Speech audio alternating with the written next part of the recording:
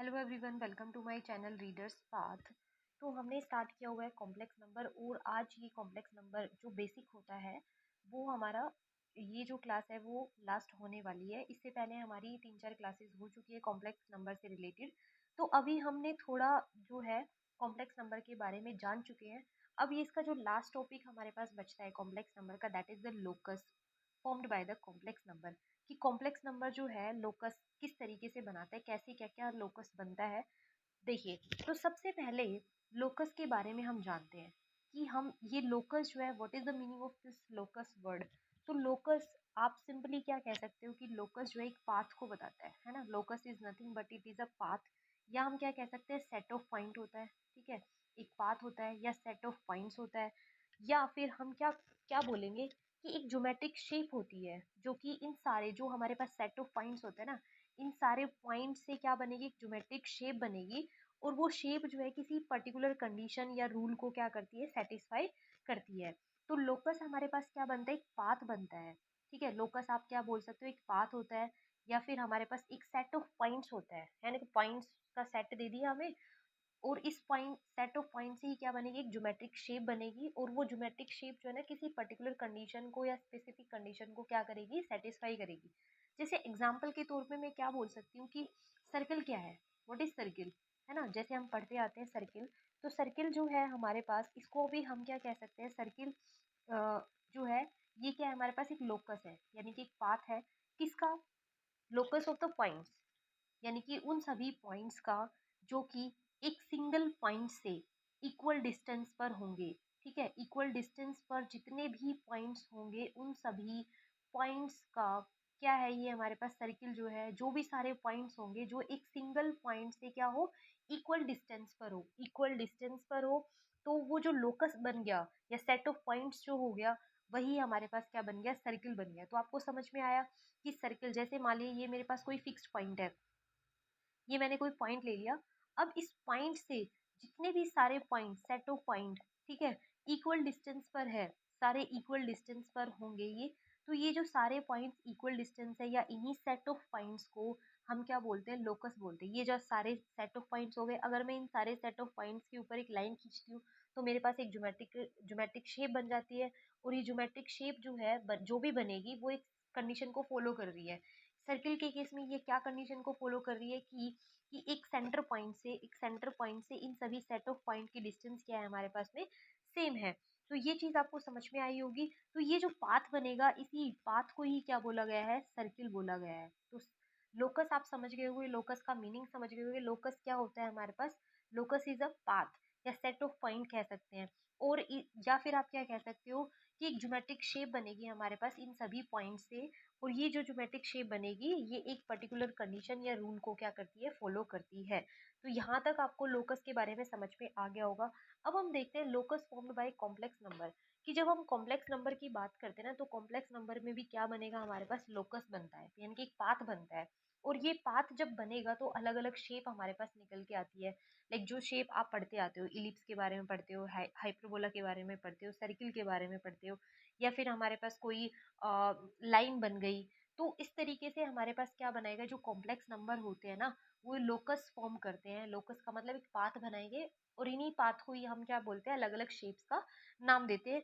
और अलग अलग शेप का नाम कब दिया जाता है, जब ये एक पर्टिकुलर कंडीशन को फॉलो करती है। जैसे ये भी हमारे पास एक पाथ है ना। और इस पाथ को मैंने सर्किल नाम दे दिया।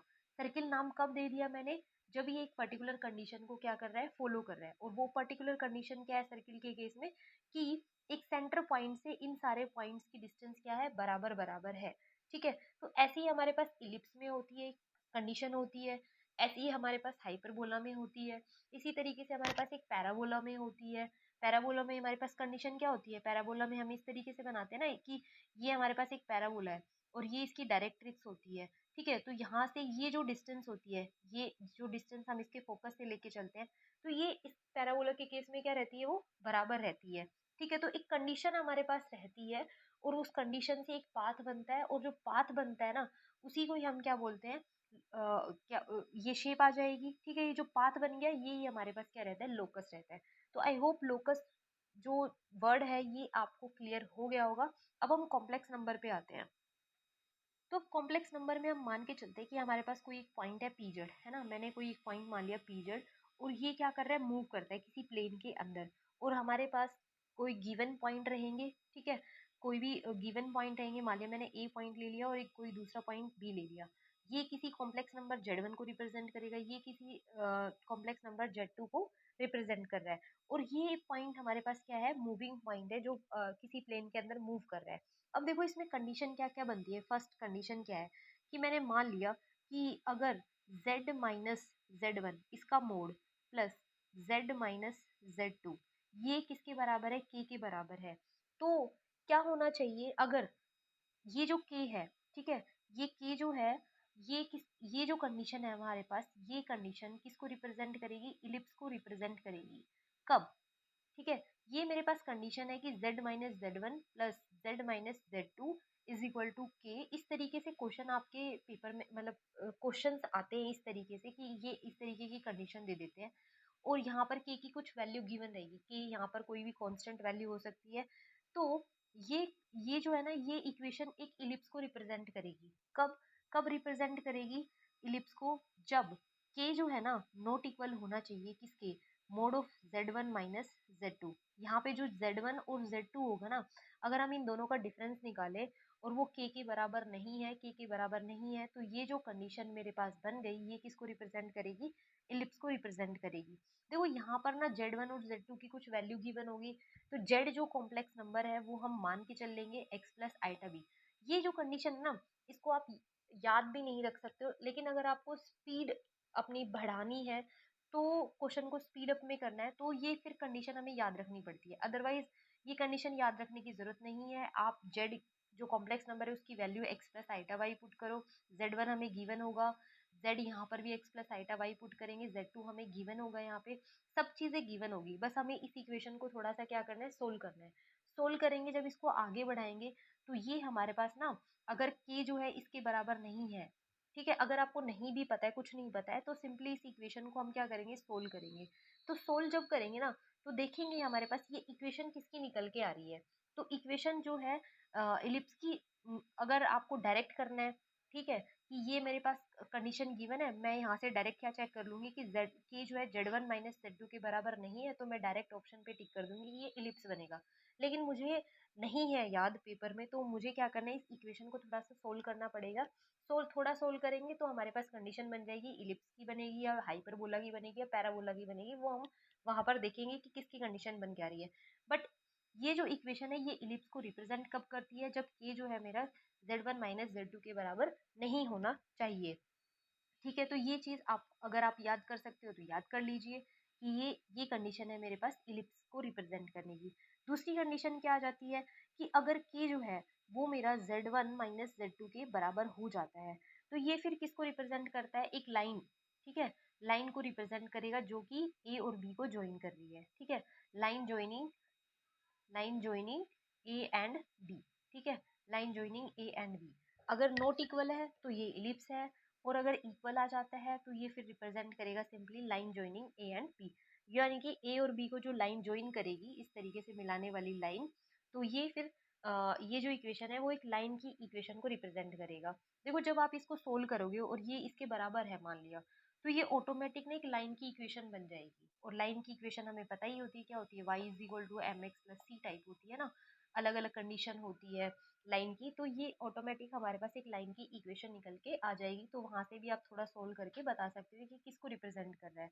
चलिए अब नेक्स्ट कंडीशन देखते हैं, ठीक है। अब सेम क्या है हमारे पास, यहाँ पर प्लस था, अभी हम क्या ले लेंगे, माइनस ले लेंगे कि z minus Z1 minus z minus Z2 is equal to k, अगर ये के बराबर है। अब क्या होता है, सेम चीज, यहाँ पे प्लस था और नॉट इक्वल आ रहा है, तो ये इलिप्स को रिप्रेजेंट करेगा। सिमिलरली इसमें क्या है, माइनस है ना, तो माइनस है, अगर ये जो है नॉट इक्वल आ रहा है किसके, Z1 माइनस Z2 के, तो ये क्या बनाएगा, ये मेरे पास बनाएगा हाइपरबोला, ठीक है, ये क्या बनेगा मेरे पास में, हाइपरबोला बनेगा। दोनों कंडीशन सेम सेम है, बट यहाँ पर सिंपली क्या है, प्लस है, यहाँ पर सिंपली क्या है, माइनस है। तो अगर माइनस का केस है तो सिंपल सी बात है, क्योंकि हाइपरबोला की जब आप इक्वेशन देखोगे उसमें माइनस आता है, तो ये माइनस में आ रहा है, लेकिन के अगर इन दोनों के डिफरेंस के बराबर नहीं है तो ये किसको रिप्रेजेंट करेगा, हाइपरबोला को रिप्रेजेंट करेगा। और अगर मान लिया ये मेरा के जो है बराबर हो जाता है z1 माइनस z2 के, तो ये फिर किसको रिप्रेजेंट करेगा, ये रिप्रेजेंट करेगा वही लाइन ज्वाइनिंग लाइन, इस लाइन की इक्वेशन को रिप्रेजेंट करेगा। ठीक है, तो यहाँ तक मेरे ख्याल से सबको समझ में आ गया होगा। ये कंडीशन हमें थोड़ी याद रखनी है, याद नहीं रखते हो तो फिर हमें थोड़ा सा सोल्व करना पड़ेगा और ऑटोमेटिक मेरे पास कंडीशन बन के आ जाएगी कि ये लाइन को रिप्रेजेंट कर रहा है, इलिप्स को रिप्रेजेंट कर रहा है, या फिर हाइपरबोला को रिप्रेजेंट कर रहा है। अब नेक्स्ट देखो, नेक्स्ट कंडीशन मेरे पास क्या निकल के आती है। नेक्स्ट कंडीशन क्या है, मान लिया मैंने ये ले लिया z माइनस z1, इसका मोड, ठीक है, इज इक्वल टू है k इंटू में z माइनस z2। अभी तक इलिप्स और हाइपरबोला की लगभग सेम सेम है। इलिप्स में क्या है, हमारे पास प्लस साइन होता है, हाइपरबोला में क्या साइन होता है, माइनस, और दोनों में ही क्या आता है, k जो है नॉट इक्वल होना चाहिए z माइनस z2 के। अगर k जो है बराबर है z minus z1 minus z2 के, तो फिर वो एक लाइन की इक्वेशन को रिप्रेजेंट करेगा। अब ये कंडीशन आती है कि z minus z1 is equal to k z minus z2 के बराबर है, इस तरीके से गिवन है मुझे। तो ये k जो है अगर नॉट इक्वल है 1 के, तो ये किसको रिप्रेजेंट करता है, सर्किल को रिप्रेजेंट करेगा। k जो है 1 के बराबर नहीं है तो ये सर्कल को रिप्रेजेंट करता है। ठीक है, और अगर k की वैल्यू 1 के बराबर हो जाती है तो फिर ये हमारे पास क्या रिप्रेजेंट करता है, परपेंडिकुलर बाइसेक्टर को रिप्रेजेंट करता है, परपेंडिकुलर बाइसेक्टर ऑफ AB। ठीक है, अब देखो यहाँ पर ना ये 1 के बराबर क्यों नहीं है। यहाँ पर देखो z माइनस z1 की मुझे कोई वैल्यू गिवन होगी, z माइनस z1 करोगे और z माइनस z2 करोगे, तो सर्किल की अगर मैं नॉर्मल इक्वेशन लिखती हूँ तो मेरे पास क्या होती है, x square plus y square is equal to में ए स्क्वायर। इस तरीके से हम सर्किल की इक्वेशन लिखते हैं, यानी कि एक्स स्क्वायर की वैल्यू मेरे पास आनी चाहिए, वाई स्क्वायर भी आना चाहिए। अब देखो अगर के 1 के बराबर हो जाता है तो दोनों साइड डिग्री क्या हो जाएगी, बराबर हो जाएगी। जब दोनों साइड डिग्री बराबर हो गई तो क्या हो जाएगा, वैल्यूज आपस में कट हो जाएगी, वैल्यू कट हो गई तो फिर ये सर्किल नहीं बनेगा। तो इसीलिए के की वैल्यू जो है ना 1 के बराबर तो नहीं होनी चाहिए, 1 के बराबर नहीं होगी तभी मेरे पास कुछ ना कुछ दोनों साइड से माइनस होके एक्स स्क्वायर में कुछ चीज आएगी और वाई स्क्वायर में कुछ चीज आएगी। कब, जब k की वैल्यू 1 के बराबर नहीं है। अगर 1 के बराबर है तो दोनों साइड डिग्री बराबर, x से x वाली टर्म कट जाएगी, y से y वाली टर्म कट जाएगी। तो इस तरीके से क्या होगा, फिर वो एक परपेंडिकुलर बाइसेक्टर बनाएगा AB के ऊपर। ठीक है, तो यहाँ पर सिंपल सा है, k की वैल्यू जो है वो 1 के बराबर नहीं होनी चाहिए, 1 के बराबर नहीं होगी तो ये सर्किल रिप्रेजेंट करेगा, और 1 के बराबर हो जाती है तो परपेंडिकुलर बाइसेक्टर। तो ये चीज क्लियर हो गई कि ये 1 क्यों नहीं होना चाहिए। ठीक है, अब एक लास्ट कंडीशन और आ जाती है हमारे पास, और क्या बनता है देखो, z माइनस z का बार, ठीक है, z बार हो गया प्लस z प्लस z बार, इनका मोड है, और ये किसके बराबर है, k के बराबर है। तो ये जब इस इक्वेशन को आप सोल्व करोगे ना तो ये क्या बनाएगा हमारे पास, ये स्क्वायर बनाएगा। ठीक है, ये क्या बनाएगा हमारे पास, एक स्क्वायर बनाएगा। देखो ये चीज आप याद कर लेते हो तो बहुत अच्छी बात है, लेकिन अगर आप याद नहीं करते हो तो z बार इस तरीके से ना क्वेश्चन में गिवन होगा, और z प्लस जेड बार ऐसे गिवन होगा, तो आपको अगर ये पता है इज इक्वल टू में के आ गया तो ये स्क्वायर को रिप्रेजेंट कर रहा है। ठीक है, लेकिन आप अगर इसको सोल्व करोगे ना, इस इक्वेशन को सोल्व करते जाओगे तो भी हमारे पास वैसे भी निकल के आ जाएगा। ठीक है, तो हम सोल्व करके भी बता सकते हैं कि किस चीज को ये रिप्रेजेंट कर रहा है। ठीक है, अब एक और कंडीशन मेरे पास क्या रह जाती है कि z माइनस z1, ये इसका मोड, ये किसके बराबर है, अगर रियल ऑफ z के बराबर है, या फिर मैं क्या बोलूँ, ये इमेजनरी ऑफ z के बराबर है, दोनों में से कुछ भी हो। z minus z1 real of z के बराबर है या इमेजनरी ऑफ z के बराबर है, तो ये फिर किसको रिप्रेजेंट करेगा, ये पैराबोला को रिप्रेजेंट करेगा। ठीक है, तो अब देखो ये सारी कंडीशन अगर आप याद कर सकते हो तो वेल एंड गुड, नहीं कर सकते हो तो फिर यहाँ पर हमें जो कंडीशन गिवन होगी, z1 मुझे गिवन होगा और z की वैल्यू आप x plus iota y put करके यहाँ से इसको थोड़ा सा सोल्व करोगे, सोल्व करने पर ये इक्वेशन किसकी बन जाएगी, पैराबोला की बन जाएगी। मोड लगाए ना तो आपको बोथ साइड क्या करना पड़ेगा, ऐसे स्क्वायर, यहाँ पर हमें मोड निकालना पड़ेगा। तो z आप क्या मानोगे, x प्लस आइटा वाई मानोगे, और सपोज z1 मेरे पास कुछ भी गिवन आप लगा लो, मैंने मान लिया 3 प्लस 2 आइटा है, ये मेरे पास है। तो अब मैं इसमें से माइनस करती हूँ, तो माइनस करने में माइनस का 3 हो जाएगा, माइनस का 2 आइटा हो जाएगा। तो ये मेरे पास क्या बन गया, x-3 बन गया। और आइटा को कॉमन ले लेते हो आप प्लस, तो ये मेरे पास बन जाएगा y-2 बन जाएगा। अब यहाँ पर पुट करोगे, देखो इसका स्क्वायर, ये क्या है, मोड है। तो मोड जब निकालते हैं तो हम कैसे करते हैं, x-3 का स्क्वायर प्लस y-2 का स्क्वायर। तो ये इस तरीके से बनेगी। इसको बोथ आप स्क्वायर रूट हटाने के लिए बोथ साइड स्क्वायर करोगे। स्क्वायर करने पर ये जो हमारे पास इक्वेशन बन जाएगी वो पैराबोला की इक्वेशन बनेगी। तो इस तरीके से थोड़ा आपने क्या करना है, वहाँ पे सोल्व करना पड़ेगा। अगर आप इन सारी जो भी यहाँ पर अभी मैंने वैल्यू ये जो बताई है, इक्वेशंस बताई है, अगर आप इनको कॉम्प्लेक्स नंबर में ऐसे याद कर लेते हो तो डायरेक्ट आप कर सकते हो, नहीं कर सकते हो याद तो हम क्या कर सकते हैं, इनको थोड़ा सा सोल्व कर लेंगे तो भी हमारा आंसर आ जाएगा। तो आई होप आज की ये वीडियो आपको पसंद आई होगी। पसंद आई है तो आप चैनल को ज़रूर सब्सक्राइब कीजिएगा। अब हम नेक्स्ट चैप्टर अपना स्टार्ट करेंगे। कॉम्प्लेक्स नंबर हमारा अभी यहाँ पर फिलहाल ख़त्म होता है, और एक बार सिलेबस आने के बाद क्या क्या सिलेबस में है, फिर कॉम्प्लेक्स नंबर में अगर जो कुछ भी हमारा रह गया है हम सिलेबस के अकॉर्डिंग कवर कर लेंगे।